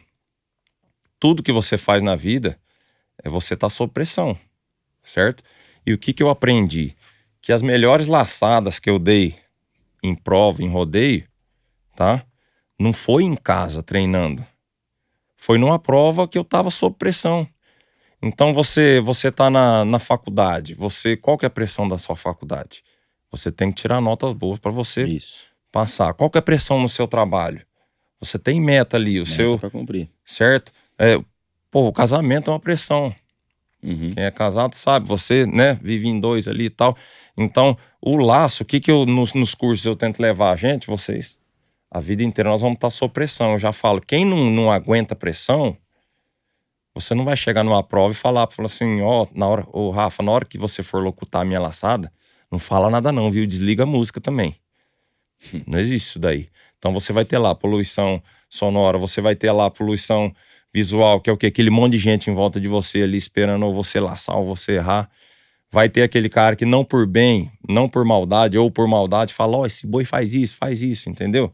Então, eu sempre explico, eu falo pro pessoal nos cursos, você precisa chegar num estado de concentração máximo para você realizar a coisa que você nunca realizou fora de pressão, você fazer isso dentro de uma pista sob pressão. E a pressão psicológica de coisas fora da pista? Como é que controla isso? Você teve a situação que a sua esposa adoeceu, precisou de uma cirurgia, né? Teve muito e acontece muito, Rafa. Isso daí muito você leva pra dentro da pista. A minha esposa, ela tinha nos familiares dela pessoal com câncer e tal, daí ela fez um exame. Preventivo? Ela fez um exame que analisava lá as células que tinham um gene cancerígeno, né? E daí deu lá que ela precisava fazer uma cirurgia preventiva, que era uma cirurgia bem invasiva, sabe? Grande, mas que precisaria fazer logo, pela idade dela e tal. Porque a chance seria muito grande dela adquirir um câncer. Daí, como é que foi? A gente conversou sobre isso aí e tal. O médico falou assim, ela vai passar por uma mudança bem radical, vai precisar muito da sua ajuda. E aquilo lá deu por mais que era uma cirurgia preventiva, era bem invasiva, a gente ficou meio abalado nessa época. Isso foi 2016 e eu tava laçando muito bem, inclusive eu tava liderando o ranking da ITR. E quando saiu e o médico falou, pra ontem essa cirurgia, se vocês quiserem ter mais filhos, tenha logo, e a cirurgia tem que ser rápido, tal, para quanto mais cedo fazer. E agora, como é que nós vamos fazer isso aí? Vamos marcar essa cirurgia. Cara, aquilo pra mim, porque a gente não tem o conhecimento da medicina, a gente fala, minha mulher vai morrer. É uma cirurgia grande, e se der um problema lá nessa cirurgia, e eu não laçava mais, cara, eu não Parou de treinar? Não, eu treinava, mas não tinha ali Não rendia. Não rendia. Aí eu tava vindo numa rotina boa de prova e não ia bem e tal. Aí, pra encurtar a história, né? Chegou o dia da cirurgia, tinha os médicos bons em Prudente, mas tinham os muito bons aqui em São Paulo, que teria que pagar. Falei, não, vamos... O que a gente quer é esses caras aí que são os melhores, né? Vieram 2 médicos de São Paulo para Prudente, foram acho que 10 ou 12 horas de cirurgia. Caramba. A gente financiou essa cirurgia, a gente fez um empréstimo no banco, que era uma cirurgia bem grande, a cirurgia, não vou entrar em detalhe dela. Foi quase 12 horas de cirurgia, e eu lá fora, e o pessoal dando força pra mim, não, Daniel, vai dar tudo certo, isso daí, sua esposa não tá doente, isso daí é uma cirurgia só por tal. Aí beleza, aí o médico saiu, lembro como hoje, ele saiu pra fora do... Eu tava sentado na porta da sala, eu levantei, ele falou assim, ó, sua esposa tá fora de risco, ela tá bem, aquilo eu já... Daí ele falou, mas ela vai precisar muito da sua ajuda. Questão hormonal, questão... Falei, não, doutor, isso daí a gente resolve. Ele falou, não, isso daí não é igual você tá pensando, ela vai precisar muito da sua ajuda de verdade. Mas beleza, aquilo eu já falei, pô, minha mulher tá ali, né, tá tudo certo. No outro dia eu entrei lá, dormi com ela dentro do hospital. Aí isso foi na segunda-feira. Na terça-feira eu tava no hospital com ela tava ainda bem sonolenta ainda, né, porque ficou uns 3, 4 dias ali meio que dopada. Aí ela pegou e falou assim, vai ter prova, né, esse fim de semana. Eu falei, vai, mas eu não vou não. Vou ficar aqui com você, vou dormir aqui com você. Prova na outra semana tem. E eu falei, eu não tô laçando bem. Não... Agora que você tá bem e tal, a gente volta à rotina aí, tudo certo, vamos recuperar essa cirurgia, eu vou dormir aqui com você. Eu lembro como hoje, ela deitada assim, ela esticada assim, ela falou assim, não, vai na prova, eu tô bem, a cirurgia já foi. Se você ganhar, esse dinheiro vai ser bem-vindo, a gente vai precisar desse dinheiro. Aí, olha que... Putz, cara. Aí eu falei, rapaz, você não liga dessa prova, não?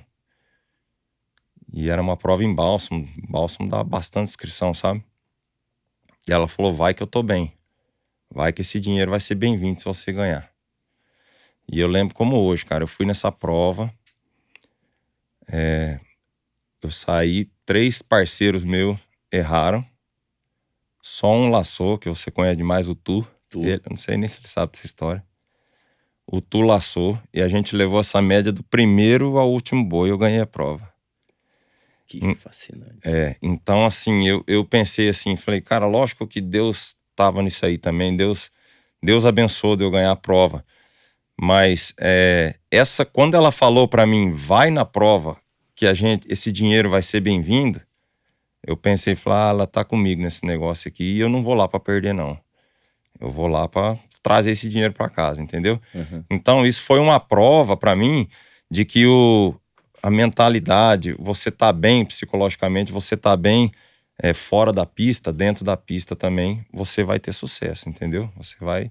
Cara, isso é uma aula pra quem tá nos assistindo aqui agora, né? Então foi... História maravilhosa. Foi muito bom isso aí pra mim, e assim, teve várias oportunidades também que eu tive, aprendizado que eu tive de fracasso em prova, de situações complicadas fora da pista e dentro da pista, que tudo isso daí a gente tem que levar pra vida, né?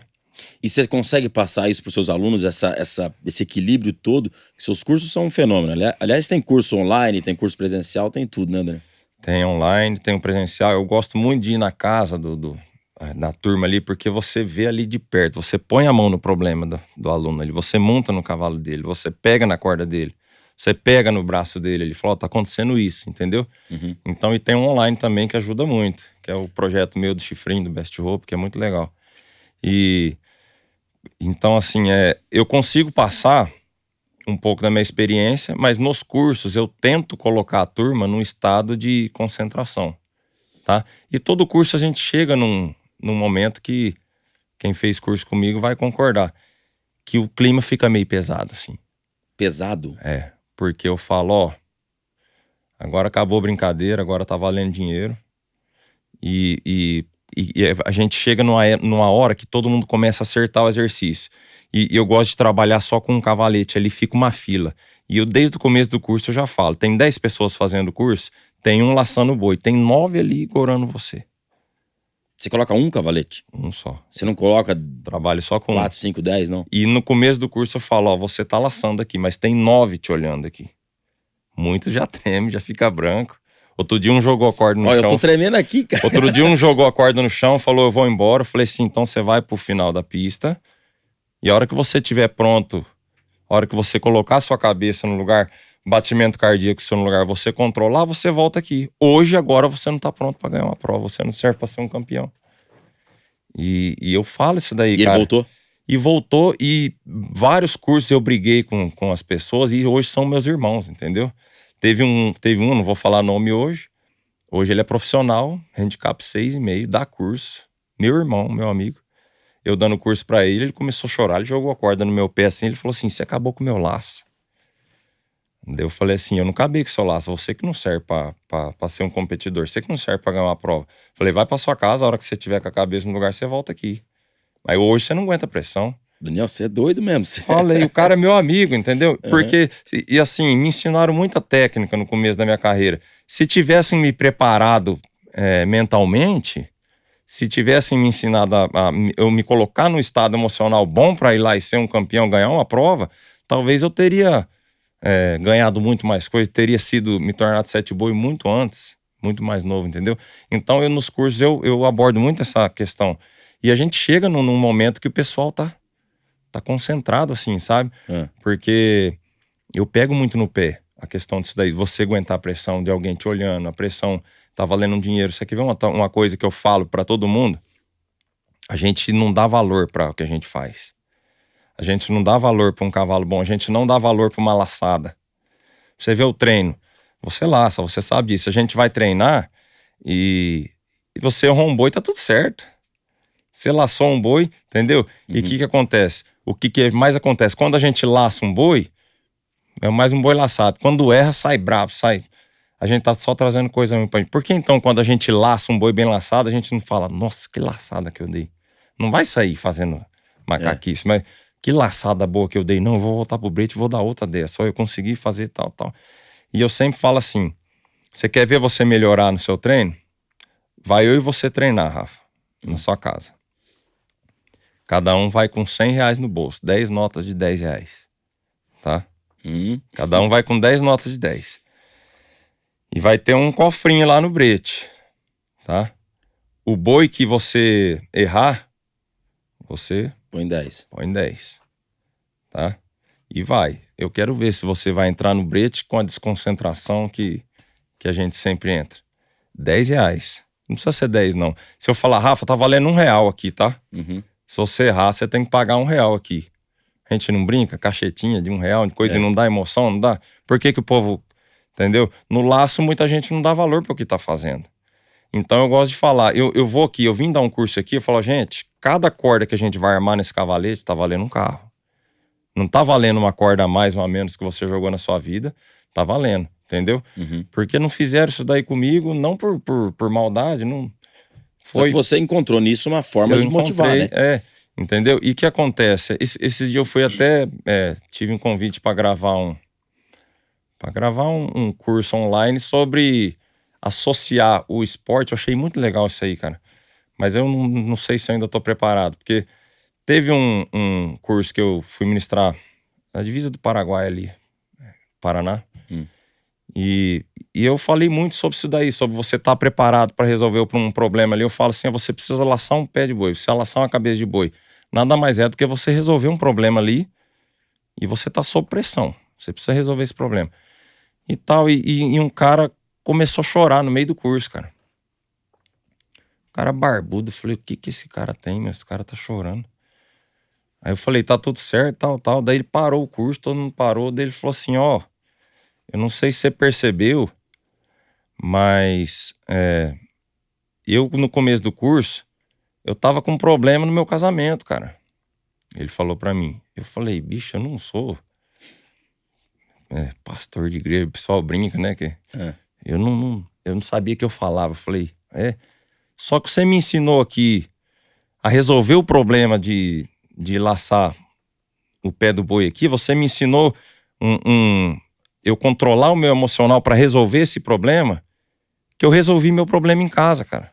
Então, assim, esse curso, pra mim, foi assim, e ele tá até hoje ali, bem casado e coisa. E eu falei, rapaz, eu não sabia o que eu falava, sabe? Eu só falei, não, legal, tal, tal. E já aconteceu em outras ocasiões também, de no meio do curso, eu tava dando curso ali, às vezes, pra adolescente, pra criança, e os pais me ligarem depois e falaram assim, ó, o jeito que você abordou eles ali, resolver aquela situação de laçar um boi, de estar preparado, meu filho mudou. Mudou. Ele tá mais focado na escola, porque, entendeu? Ele tá mais, vamos falar assim, ó, a gente fala muito sobre o animal. Ele, depois do curso seu, ele tá zelando do cavalo dele de um jeito que eu nunca vi, entendeu? Então, assim, eu acho que a gente tem que usar isso aí no curso, quando a gente vai falar, não pode só chegar e descarregar um monte de técnica. Você tem que preparar a pessoa para ser um campeão. Você tem que preparar, a faculdade prepara um agrônomo para ele ser um bom agrônomo. Entendeu? A medicina prepara o cara para ele ser um bom médico. Então, por que não a gente no laço não pode preparar, tentar passar o que a gente teve de experiência aí para o cara ser um campeão? Então, eu tive uma proposta de um curso o cara queria que eu gravasse um curso.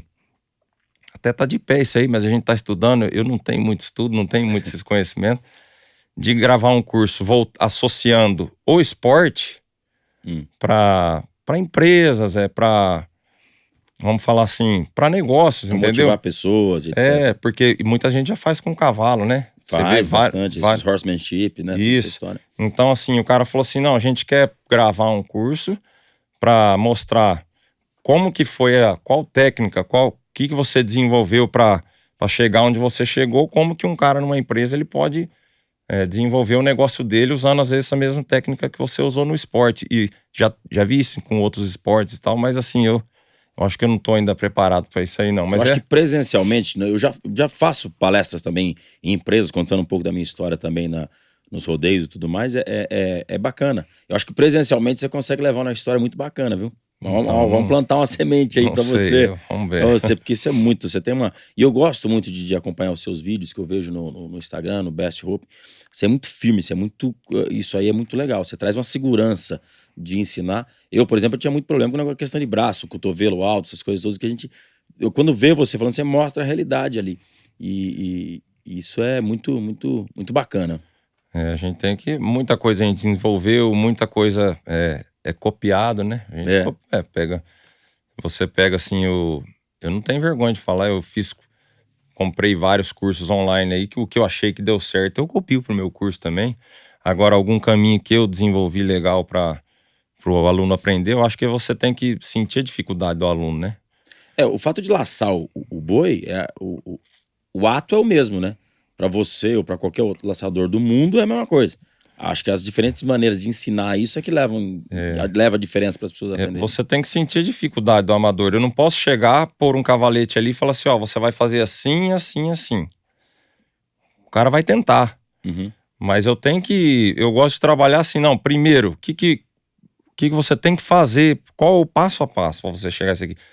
O laço é igual um quebra-cabeça. Você joga 5 peças aqui no chão, tá? E você precisa montar esse quebra-cabeça. Então tem a primeira peça. Qual que é a primeira peça? É o jeito que você pega na corda.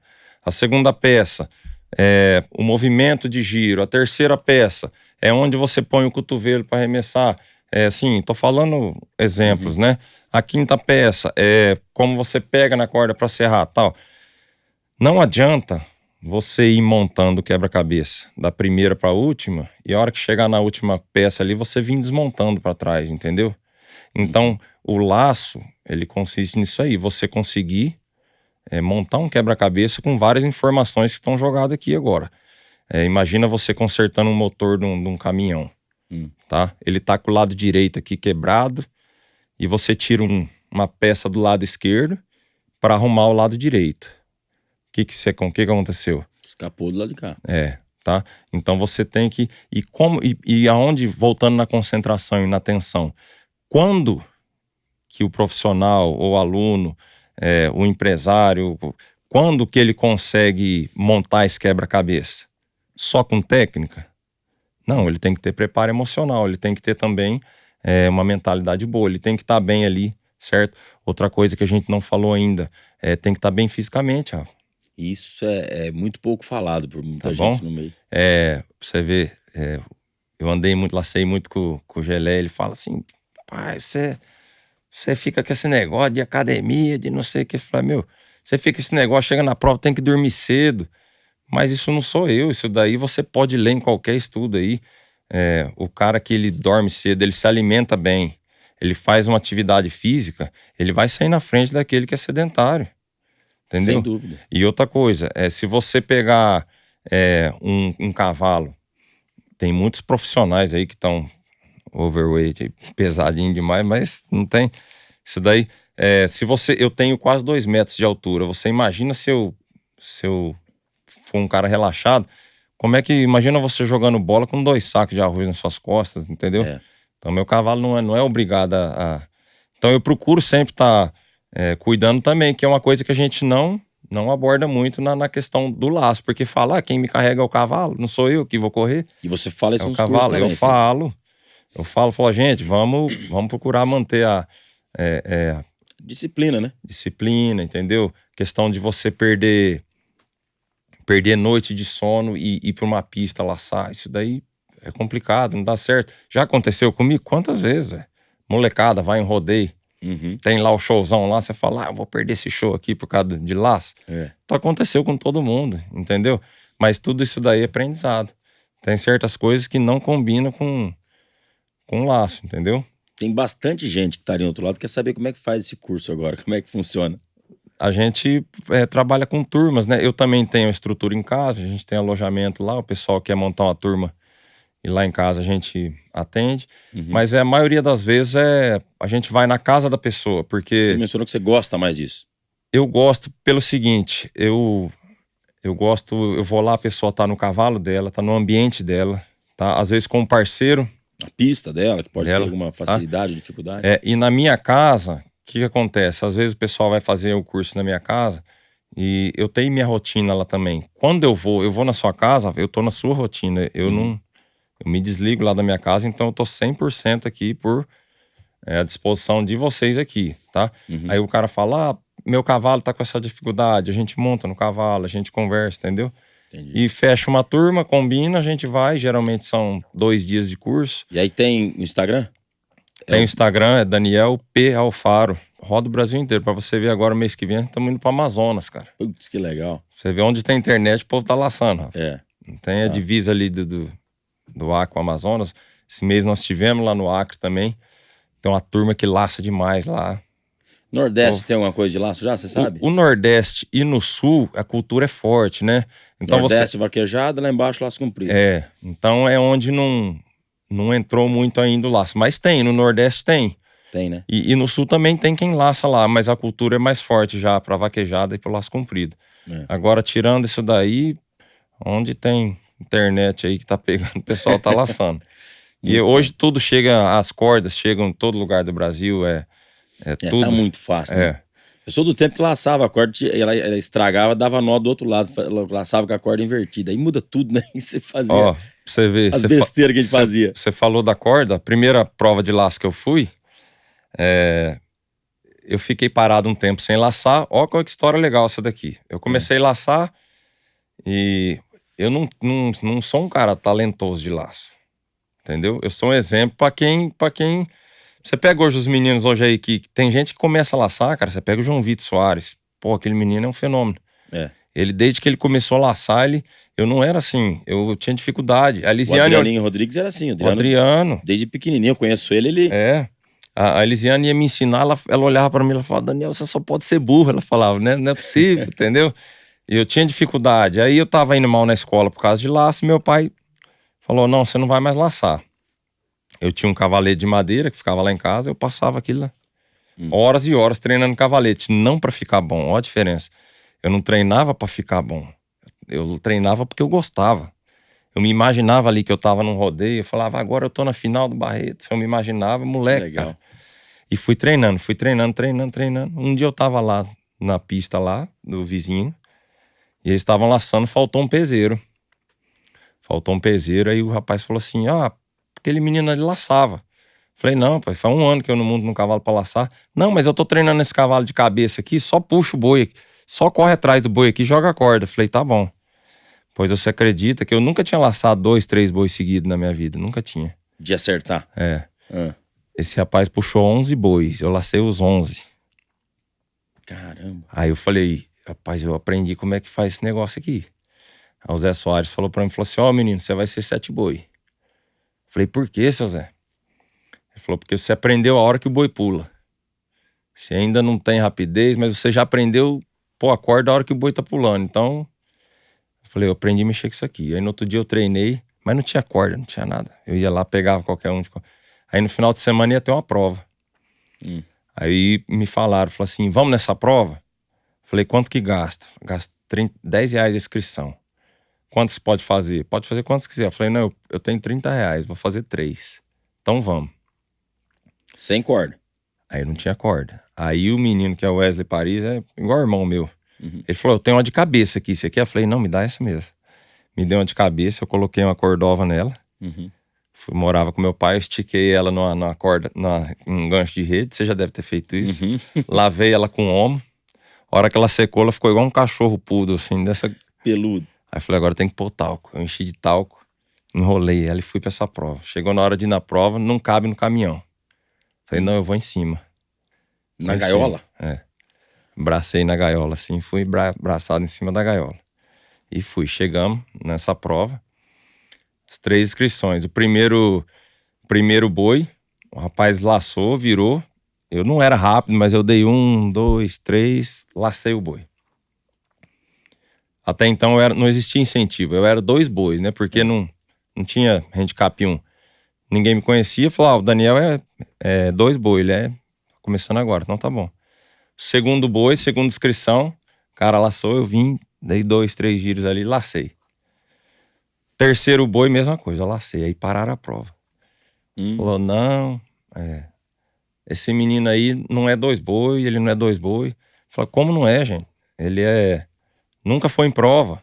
Nunca foi em prova, não é. E eu só escutando lá de canto, né? O que é isso, né? 2 boi, o que é isso? Você nem sabia como é que era a divisão de Não, handicap. sabia disso aí, não. Aí falaram assim, ele é 3. Aí o cara que tava laçando a cabeça comigo falou, não, ele não é 3, tal. Eu chamei ele num canto, eu falei, como é que é esse negócio de 3? Falou, não, a gente tem que laçar mais 1. Falei, não, então põe a gente nesse 3 aí, pra gente laçar mais 1. Não porque queria laçar. Não tava assim, entendeu? Assim, pra gente, ele é 3 boi, tem que laçar mais 1, e botaram lá mais 3 lá, e eu ganhei segundo na prova. Primeira prova que eu fui. Gastei 30, ganhei R$600. Cheguei com aquele monte de dinheiro em casa, tal, voltei em cima da gaiola do caminhão. Mas aquilo era o melhor dia da minha vida. A corda deu pra laçar a prova inteira? Lacei com essa corda de cabeça. Então, hoje, corda não é desculpa, Rafa. Você pega, lógico que ajuda muito, né? Uma corda nova, hoje ajuda demais. Mas se você pegar o Juninho Testa ali, o Chifrinho, o Periquito, qualquer um, dá uma corda e fala, só laça, que eles vão laçar. Não é desculpa, entendeu? Então, assim, não foi fácil, mas foi legal, cara. É coisa que a gente lembra, que hoje é muito fácil. Hoje, molecada, hoje usa uma corda a cada 3, 4 dias. Bom demais, se tem condição, vamos usar. Mas, claro. Mas para quem não tem essa condição, dá sim para chegar.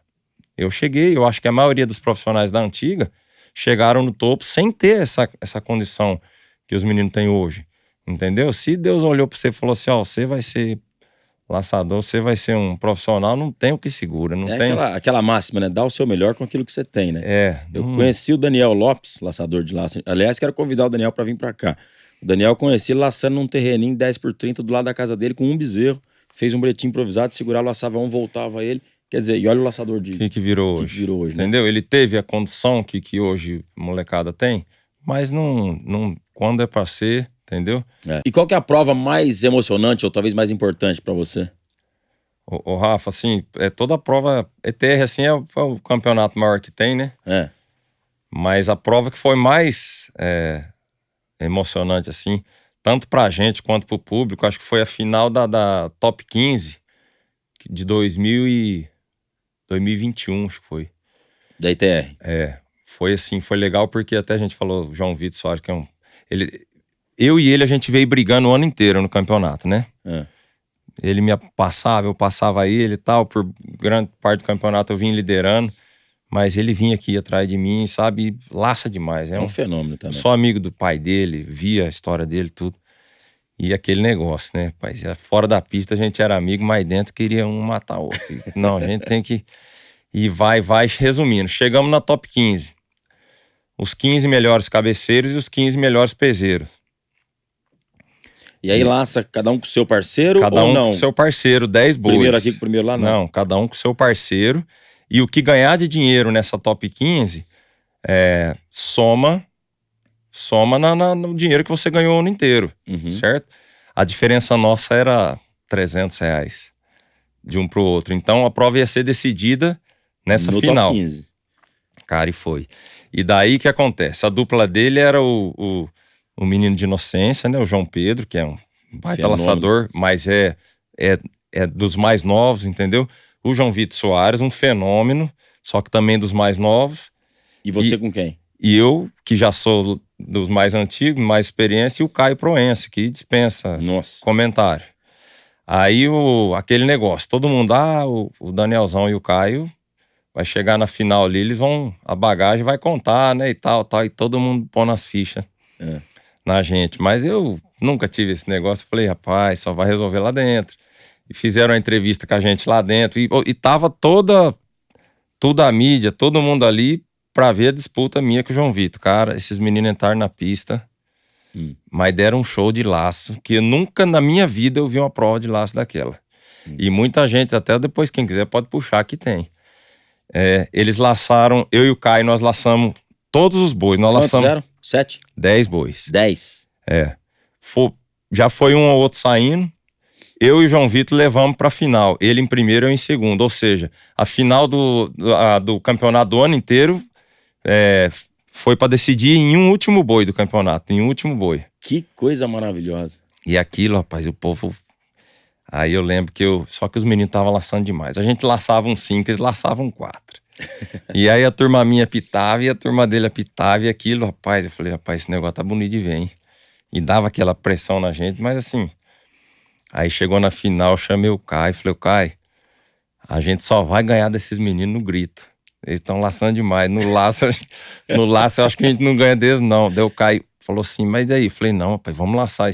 A gente tava em segundo, né? E eles estavam em primeiro, então a gente ia correr antes dele. Eu falei, Caio, vamos laçar. Se a gente laçar esse boi aqui, eu vou fazer esse povo gritar, vou fazer um pampeiro nesse rancho aqui, que eles são meio novos de idade, eles vão ficar nervosos. E a gente só ganha no erro deles. Porque eu já, tanto que esses meninos estão laçando, não vai ter jeito. Aí a gente foi, deu uma laçada boa, rapaz. E eu tenho até ouvido, depois se vocês quiserem passar, a gente erguia a galera e o povo gritava e coisa. Rapaz, mas mal acabou de comemorar, eles saíram e deram uma lapada em cima da gente e ganharam o campeonato, sabe? Ganharam de vocês. Ganharam. Então, assim, eu perdi pra ele, mas assim, foi a prova que pra mim foi a mais emocionante, porque a gente levou uma disputa, não foi ali de um dia, foi de um ano. A gente levou... Decidiu no último boi. No último boi, entendeu? E depois eu fui lá, dei os parabéns pra ele, tudo. Fiquei bravo que eu perdi, mas fiquei contente que ele ganhou. E fiquei contente que a gente... perdeu ganhando. Perdeu laçando, perdeu não foi? laçando, Então, não foi... assim, foi várias provas, assim, emocionantes que a gente já passou. Eu ganhei um rodeio imprudente com o Elhão. Eu ainda era menino e o Elhão já era um cara de nome, né? E também foi um rodeio que a gente classificou no primeiro dia com tempo alto. E o Elhão falou, vamos descartar, vamos pro sábado. Na época, você lembra que eram 3 classificatórias. Eu falei, ô Elhão, e se errar amanhã? Ele falou, não.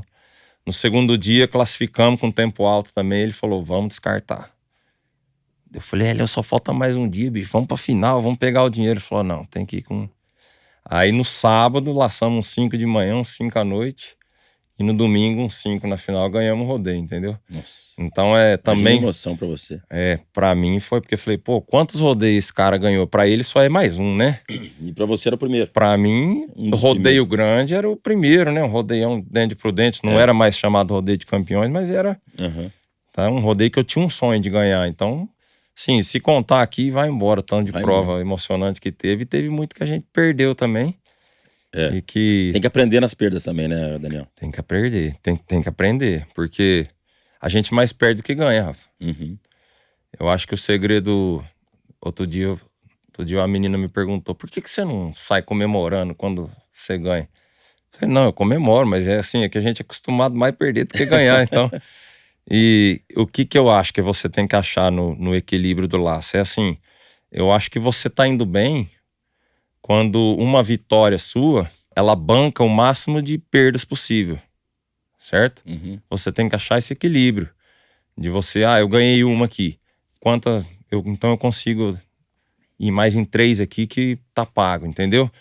E você fazer esse cálculo, chegar no fim do ano, você pôr no caderno ali, quanto que eu ganhei, quanto que eu gastei, entendeu? Porque eu acho difícil. Pra equalizar tudo isso, né? Eu acho difícil. Se só tivesse um ganhador, não tinha competição, não tinha esporte, né? Então cada um tem o seu dia ali. Daniel, você deu aqui pra gente hoje uma aula de vida, muita coisa bacana que você faz do laço, um empreendimento, né? Você faz do laço um empreendimento e é uma história muito bacana. Eu tive que fazer isso aí, né, Rafa? Porque eu falo assim, você vai optar por... Mas assim, a gente aprendeu também nos trancos e barrancos também, viu? Não foi fácil, né? Não foi fácil também, passou... Você vê no começo da minha carreira também, a minha esposa fazia faculdade, a gente... Hoje, graças a Deus, a gente vai numa prova e se você não ganhar, você tem outro meio de vida, né? Mas para você precisar laçar um boi na final ali para pagar um boleto de uma escola na segunda-feira, não é fácil, não. Entendeu? Imagino. Então não adianta você levar o esporte, levar qualquer coisa que você faça aí, levar na brincadeira, que você não vai chegar, né? Uhum. Eu acho assim, você viaja muito, né? Pelo que o cara tá levando na mala, você tem uma noção qual que é o destino dele, não tem? Uhum. Então a gente tá no aeroporto, você vê o cara tá levando uma prancha, você fala, pô, esse cara tá indo pra praia, né? Você vê na mala daquele ali, tem um capuz, esse cara tá indo pra neve. Você tem uma noção. Então, pra minha vida, eu levei isso aí. Falei assim, a vida, o que eu vou levar pra minha vida, o que eu tô levando na minha vida é honestidade, é trabalho, é companheirismo, amizade, é o que vai falar qual que vai ser meu destino, né? Então, o que eu procuro ensinar e o que eu procuro fazer até hoje é isso aí, ser amigo das pessoas, assim, você ter uma porta aberta onde você for, você saber entrar e sair num lugar, você ser profissional dentro e fora da pista, Isso é muito importante. Eu tenho patrocínios de mais de 20 anos já. Tem patrocínios que eu soube entrar e soube sair, e são amicíssimos meus, assim, entendeu? Então, eu acho que o que eu procuro levar nessa viagem da gente aí na mala é isso daí, é amizade, honestidade, sempre trabalhar certo. O profissional passa muita chance na frente dele de ganhar dinheiro fácil, mentindo, tá? Então eu acho assim, você tem que plantar sempre a verdade, falar a verdade pro seu cliente, trabalhar sempre correto, que dá para você já ter uma noção que o destino seu vai ser bom, e vice-versa, né? Se você levar malandragem, preguiça, não ter outra coisa, não tem como você ser um profissional bom do lá sem você ter paixão ali pelo cavalo, não tem como. Entendeu? Então Sem isso dúvida. daí, a vida é uma viagem, a gente tem que levar ela do melhor jeito possível aí pra procurar um destino legal. Quero te agradecer muito aqui, se deixar a gente ia até anoitecer, mas o papo maravilhoso. Não, eu que agradeço. Muito obrigado, sucesso. Qual que é o plano futuro agora? Quais são as metas futuras aí? Meu plano, assim, com o laço eu sou realizado, assim. Tem muita prova que eu não ganhei, que eu quero ganhar. Eu não peço pra Deus dinheiro. Tudo que eu ganhei em cima de um cavalo. Ou mexendo com gado, ou laçando, ou treinando um cavalo. Tudo que eu ganhei na minha vida foi montado num cavalo. Então o que eu peço pra Deus é que Ele me dê saúde, perna e braço pra eu continuar montando nesses cavalos. Porque daí pra frente eu me viro. Entendeu? Daí pra frente eu me viro. E assim, eu tenho vários projetos, assim, eu tô começando a colher já uma coisa que era sonho meu, era ver meus alunos competindo contra mim ali nas provas, entendeu? Várias provas ali, eu já tô... Até eu brinco com eles, eu falo assim, rapaz, aqui eu não sou seu profissional não, quero que você... Eu não sou seu professor não, quero que você se lasque aqui, se entendeu? vira aí. Então assim, é muito legal, eu vejo o Rubinho, um cara que... O Adriano, eles ensinaram muita gente a laçar, e hoje os caras estão ali competindo contra eles, entendeu? Então assim, o que é a meta de vida que eu tenho é isso daí. Eu procuro criar minhas filhas o mais próximo do jeito que meu pai me educou também, sabe? Que meu pai é um cara muito quieto, muito... Mas assim, sempre soube me pôr no caminho certo ali. E o meio nosso do cavalo, do agronegócio aí, que é espetacular, né? Se a gente conseguir manter... Se o povo da cidade soubesse o quanto é bom, parava de falar. Eu tô aqui em São Paulo, eu falei pro Thiago, cara, eu quero ir pra casa, eu olho aqui em volta, eu não vejo cavalo, eu não vejo árvore, eu não vejo as galinhas, eu tô ficando doido, que só prédio Então, assim, é muito bom. E assim, só Deus sabe, né? Como é que vai ser daí pra frente, mas a ambição que eu tenho, assim, é tornar outras pessoas realizadas com o laço como eu fui realizado com o laço e com o cavalo. Cavalo não sai da sua vida? Não sai. Não sai, não. Não é só cavalo, não. É boi, Você vê, eu acho que o cara do agro, ele gosta. O cara que tem uma roça ali, ele gosta de cavalo. O cara que cria cavalo, ele gosta também de conversar sobre uma lavoura. Porque tá tudo envolvido. Uma conexão. Igual eu tenho meus cavalos ali. Eu tenho um sonho de ter o meu campo de feno, de eu fazer isso daí, a agricultura entrando junto ali com a... Entendeu? O cara que tem a pecuária, ele mexe com boi. Ele tá envolvido com o cavalo. Entendeu? Então o cavalo não sai, não. E meu pai é pastor evangélico de igreja, né? E eu vi meu pai fazer tanto bem pra pessoa e pessoa fazer o mal. E eu falei, cara, eu não quero mexer com gente, não. Porque o cavalo, ele vai te recompensar. Se você souber mexer com ele ali, entendeu? A gente não faz alguma coisa por recompensa, né? Mas a submissão que o cavalo tem com a gente, quando você sabe mexer com ele, é bonito de ver. Então, assim, quem mexe com cavalo, acho que não para, não. Não para, não. É muito bom. Para. Muito bem. Obrigado mais uma vez, cara. Obrigado. As portas estão sempre abertas para você aqui, né? Obrigado a gente também. O rancho tá aberto para vocês lá. A gente tá sempre encontrando por aí. Obrigado o convite. Falar um pouquinho da nossa história aí. Maravilhosa a sua história. Tamo aí. É isso aí. Muito bem, esse aqui é o Daniel Alfaro, falou com a gente hoje sobre a modalidade laço em dupla. Quero agradecer a sua audiência e na semana que vem tem mais Agro 360 para você. Até lá.